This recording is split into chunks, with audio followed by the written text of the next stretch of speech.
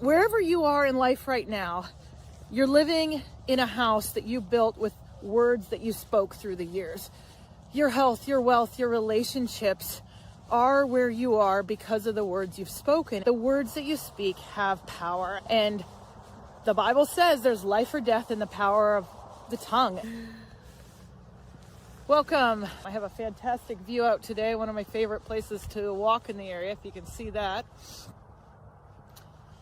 The sun is setting, and I just wanted to share a couple quick thoughts. The first thing I want to encourage you with is that there's always new beginnings, and I love how every morning, every day is a new beginning. What is the best strategy for Christians to break free of debt and poverty and to gain ground financially? Well, I've been talking to a couple friends today, and I've just been thinking about our life and what we've come through. My husband and I own 3 businesses now, but we went through a ton of financial turmoil. And one of the things this year I want to do more is share a bit more of our story and how we broke free in those ways, and how we, learning a bit of the business game of life, the financial game of life, understanding that in the kingdom of God, there's keys and strategies when it comes to finances. 2 strategies that have been powerhouses in my life through the years, and I just encourage you to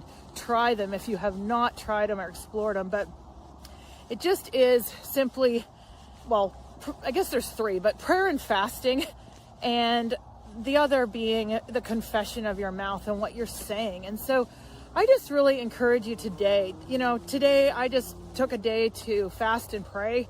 It was not super spiritual by any means, but just have chosen to limit the intake that I've had.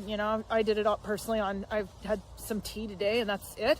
But making prayer a priority. If you want to get out of debt and break free financially, prayer and fasting are like 2 of the atomic weapons there are. And really making a commitment to structure your day and your life around prayer. Prayer is powerful, and I don't think it gets the credit that it deserves.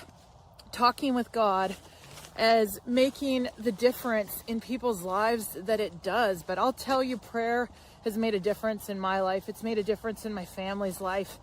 And it's made a difference in our finances and in the world of business for us, and helping us to get out of debt and break free from that. And so I just encourage you to dig in and explore those things. I encourage you to just tap into the power of prayer and fasting in your life. And then the second is just your confession and what you're speaking. I heard somebody recently describe the words that we speak as, wherever you are in life right now, you're living in a house that you built with words that you spoke through the years. Your health, your wealth, your relationships are where you are because of the words you've spoken. And if you want to experience something new, a better future, then your confession has to change. You have to change the words you're speaking, what you believe about the future, about who you are right now.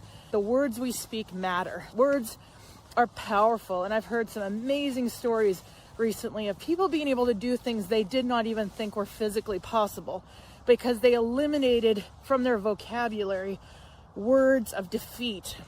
I think it's Chad Wright he has a channel, I think it's 3 of 7 or Project 3 of 7, a Navy SEAL that has been sharing his life. He talks about the power of the words you speak and how many times he's run ultra marathons, and when people say they can't do it or they're hitting the wall or they're done, he's just decided that he won't let those words even be spoken out of his mouth. And he's taught other people. He's Jesse Itzler, Itzler, has an incredible story. Maybe I'll link that here when I get back after this. But they elaborate on what I'm saying, that it's so basic, but the words that you speak have power. And the Bible says there's life or death in the power of the tongue. And so what you confess is going to determine your reality and what you're focusing on. So with that, I bid you adieu. I got out here pretty late, but this is the beauty of northeastern Tennessee and the sunset. So thanks for joining me, and I'll see you again soon.